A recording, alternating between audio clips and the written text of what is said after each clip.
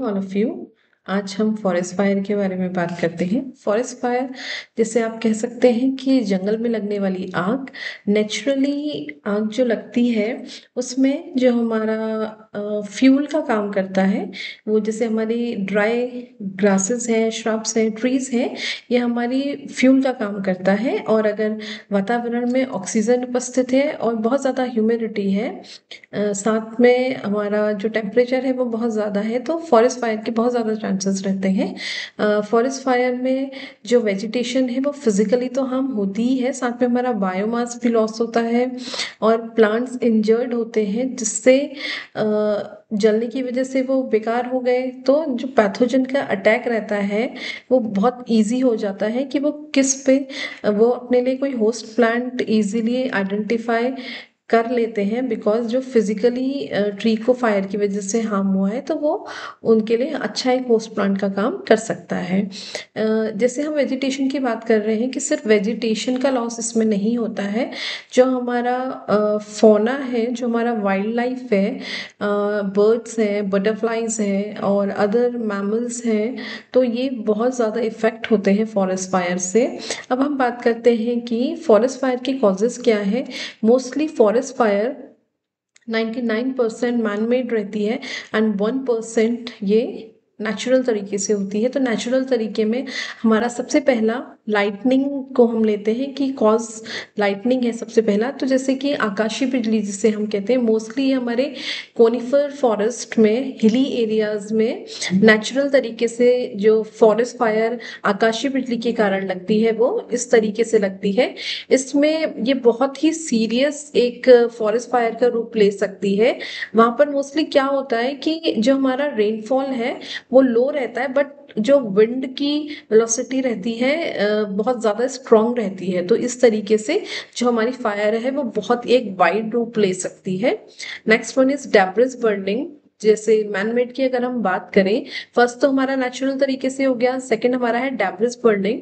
तो जब हम अपने जो फसल काट ली है खेतों से, वहां पर जो हमारा गार्बेज बचता है, स्टबल्स, कुछ हमारा ड्राई मटेरियल बच जाता है, तो हम उसको कुछ टाइम बाद अच्छे से जब वो ड्राई हो जाता है तो हम उसे बर्न कर देते हैं। बर्न होने के बाद क्या होता है कि वो अगर हमारा फॉरेस्ट से कनेक्टेड है वो लैंड, तो इजीली वहां पर फायर लग सकती है। कई बार हम वीड्स क्लियर करने के लिए और इन सब के लिए फायर का यूज करते हैं, बट हमारी इग्नोरेंस और केयरलेसनेस की वजह से ये बहुत एक वाइल्ड रूप ले लेती है।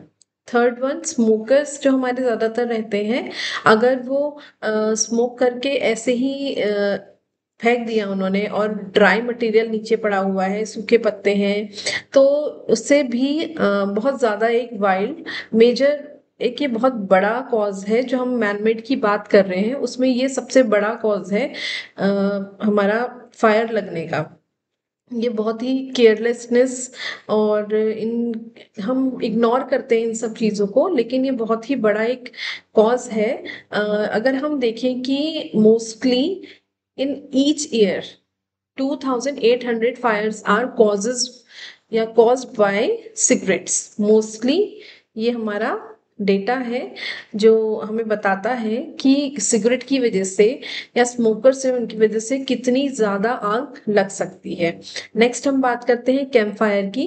कैंप फायर जैसे कि हमने कहीं विजिट किया, किसी हिली एरिया में गए हम, वहां पे बहुत ज्यादा कोल्ड है, तो हमने आग जलाई लकड़ियों की सहायता से। तो हमने आग तो जलाई, तो उसके बाद हम उस पर कुकिंग वगैरह, पिकनिक वगैरह भी मनाते हैं। लेकिन उसमें क्या होता है कि हम जाते वक्त आग बुझाना भूल जाते हैं। आग बुझाना भूल गए तो फिर क्या हो सकता है, वो वाइल्ड फायर का रूप ले सकती है। उसे फेवरेबल कंडीशन मिली और वो धीरे धीरे बढ़ बढ़ के बहुत ज्यादा एक विकराल रूप ले सकती है।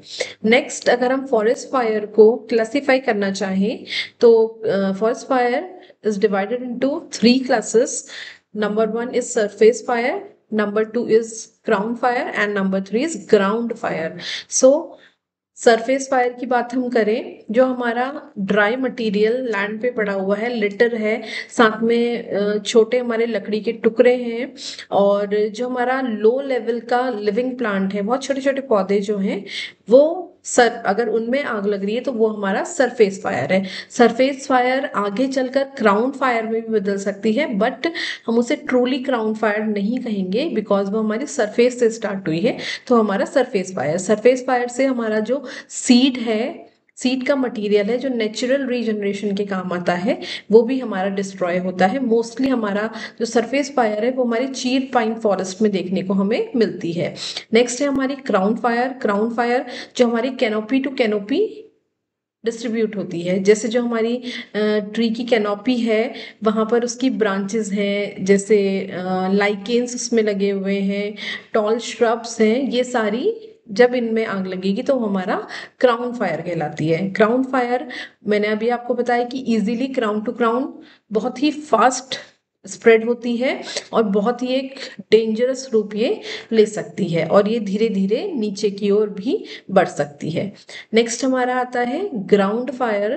Third one is ground fire. Ground fire and surface fire दोनों बहुत डिफरेंट है।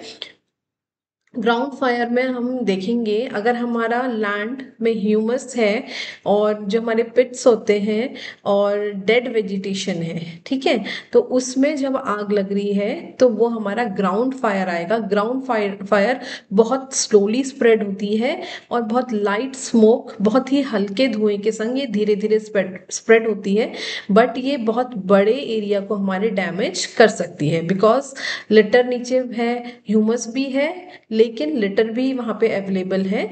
तो जो हमारा पूरा ग्राउंड है वो इससे कवर हो जाता है, और जो हमारे पिट्स हैं और जो हमारे अंडरग्राउंड हमने मटेरियल रखा हुआ है फ्यूचर के लिए, वो सारा हमारा क्या हो जाता है, डिस्ट्रॉय हो जाता है धीरे धीरे।